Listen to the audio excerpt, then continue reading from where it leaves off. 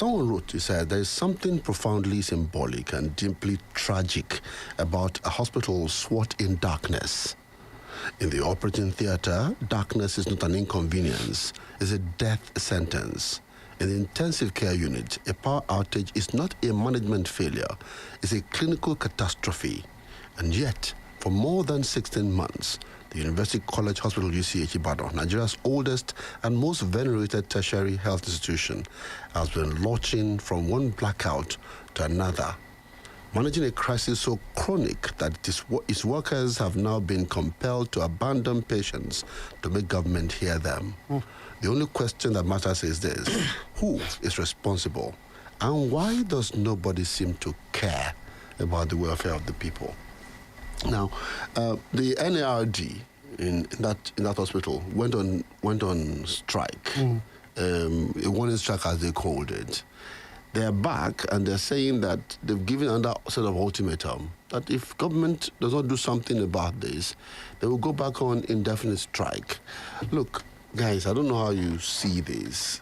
UCH shouldn't be suffering from this kind of malady at this time, and I wonder those people who are given the responsibility of managing that space. While I was talking about this issue yesterday, someone was telling me here in this studio that when his wife gave birth in that hospital, his wife was using sachet water to clean up, to have her bath. That they had to carry water into the ward. That somebody was bringing in, inverter to keep, the child alive right there. Now the thing is, how do you run a hospital like that without power? Why is UCH in this quagmire almost all the time? Michael? Okay, so, I was reading a couple of things about that place. I know that we discussed this matter last year. And it looks like in this country we are not really ready for solutions. The federal government mounted some subsidy, I think 50% subsidy for power for all the tertiary health centers and so on and so forth. But it is not enough. I also know that even the amount budgeted for power for that complex has not been released. So a lot of these problems will mount up. And based on personal experience, I also experienced something like that last year for about 19 days or thereabouts, where they were rationing power. And I was very sad that a complex like UCH, that used to be the pride of the whole of Nigeria, has been reduced to 2-3 hours of electricity in the morning, 3 hours or 4 in the night, and then the wards, people come and donate solar power for the wards, and then they switch on at a particular time, and all that. In the hospital? Yeah, in a hospital that's supposed to be running 24 hours of power supply. I am ashamed that we are talking about this because we discussed this matter last year, and sometimes you begin to ask questions about whether we are serious or at all in this country. I'm sure that the federal government knows what is going on in that place. The management of the place knows what's going on in that place. The first instance, have they sorted the bill that they owed IBEDC? Because that's very fundamental. Even though power has been very terrible recently, but then the little power that is available, do they have it?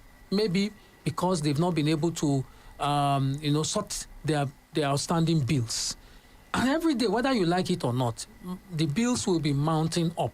So what about the subsidy that the federal government promised them? What about the solar power that the federal government would have done for them if not focusing on Aso Rock and the rest of it? I am ashamed that we're talking, the federal government is looking away while people are dying in that place. The doctors who went on strike, they've tried.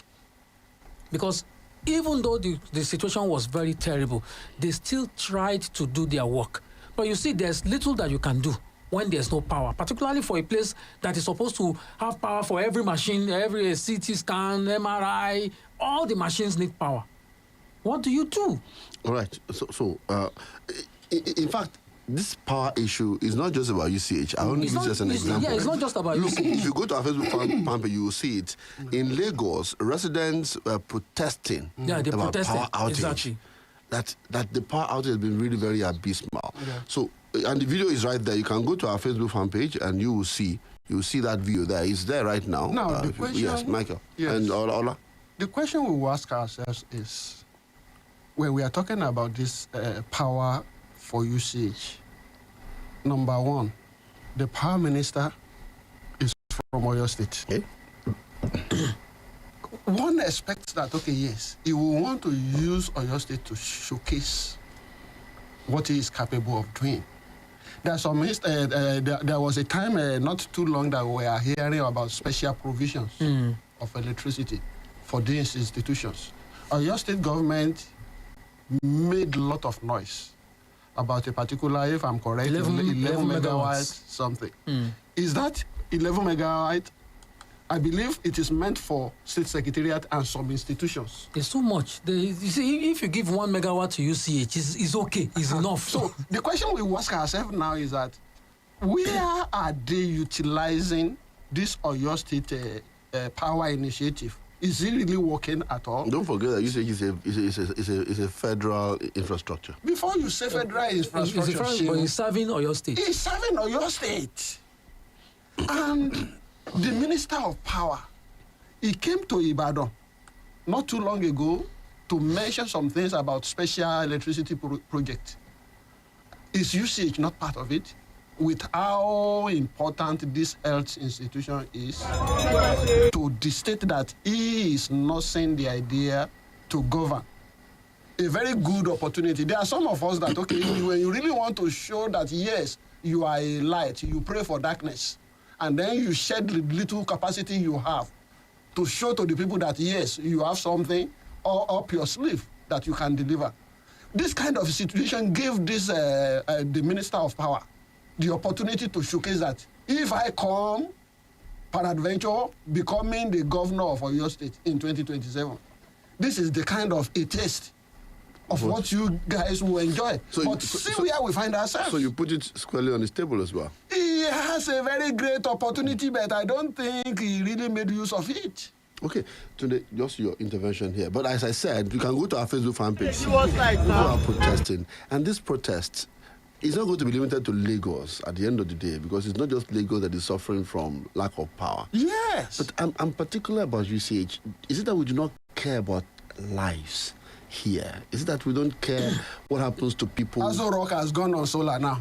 Okay. So all of us will come here now. Today, what exactly are we thinking about? Those who run that institution, the Minister of Health, the Minister of Power, Minister of the Education, Governor of Oyo State, Minister of Education, all of them are involved here. and the management of UCH itself. It's lack of empathy and absolute, let me say, reckless indifference to what should matter.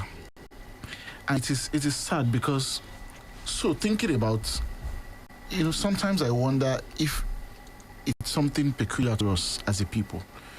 Because this University College Hospital is going to be 70 years next year. It was modeled after the University College Hospital in London, which was built 192 years ago. Wow. And it's still standing and functioning as a major hospital of reference. But here we are. We're literally running down All institutions. the one that we have.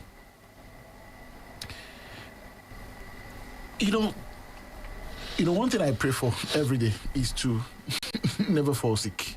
Yeah. Because I have seen this play out again and again.